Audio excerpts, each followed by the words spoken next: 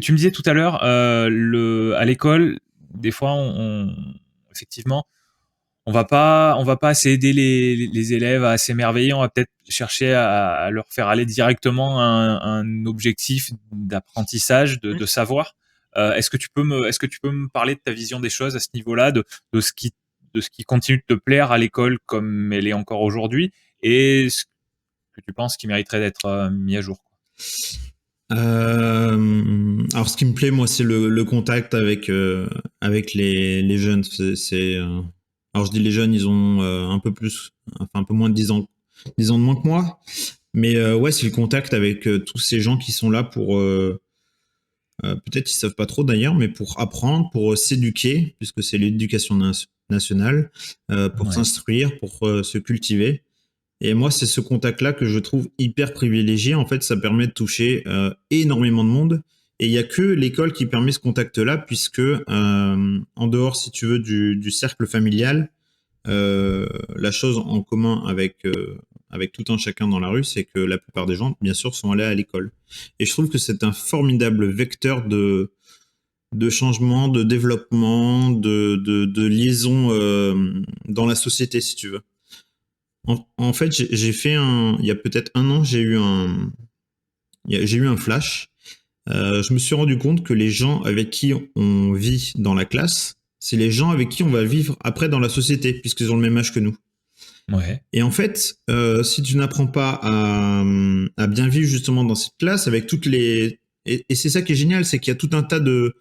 Il y a tout dans une classe. Il y a des gens qui sont timides, il y a des gens qui écrasent les autres, il y a des gens qui... D'accord, il y a des gens curieux par tout un tas de domaines différents, il y a des sportifs, il y a des... Et ben, je trouve que c'est passionnant parce que pour moi, c'est une mini-société, tu vois. Hmm. Et donc, ce que je trouve génial, moi, c'est justement ce côté-là là, de vie commune. D'accord. Et du coup, tout ce qui pourrait être amélioré, ça irait justement dans ce sens-là. De plus de cohésion, de plus d'instruction, voilà, enfin de... Ouais. D'accord. Et c'est à repenser Ouais. aussi au prisme de à quoi sert l'école. Ok. Et Euh, alors, du coup, l'école en 2020, à quoi elle sert ou à quoi est-ce qu'elle devrait servir? alors attends, j'ai pris des petites notes. Ah bah encore mieux. Euh, Eh bien, là pour moi, enfin, en tout cas, le constat que je fais, et toi tu vas pouvoir me dire, puisque tu es aussi un peu enfin même beaucoup dans ce domaine, c'est que l'instruction se fait par, comment dire, par devoir. On a un devoir d'instruire, on a des programmes, on donne le contenu. Mais je trouve qu'il y a énormément de réflexions à avoir sur les pertinences des contenus. Qu'est-ce qu'on veut développer chez les élèves? Euh, pour moi, changer la société, changer le monde, enfin changer la France, ça passe par l'école.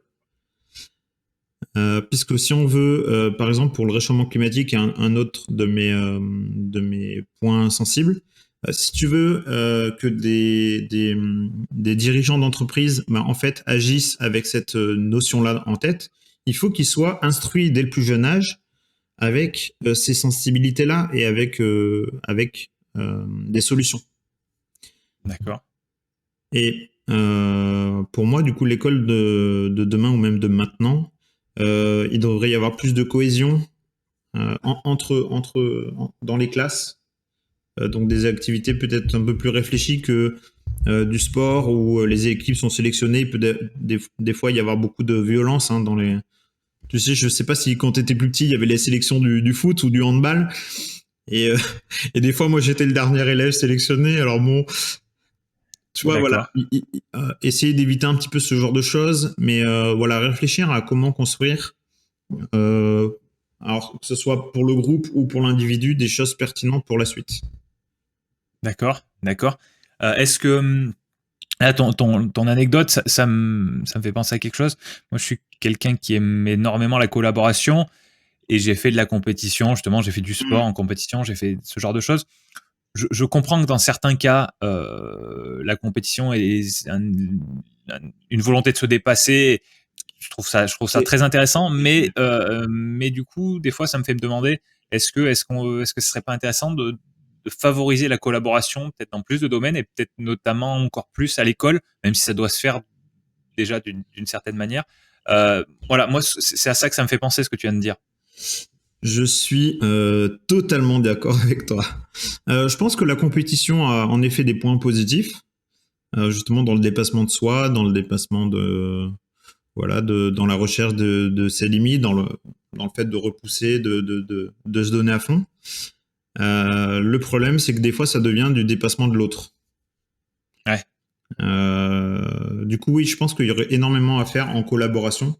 Alors moi, ce que j'essaie de faire dans mes classes, et puis, alors c'est expérimental, hein, mais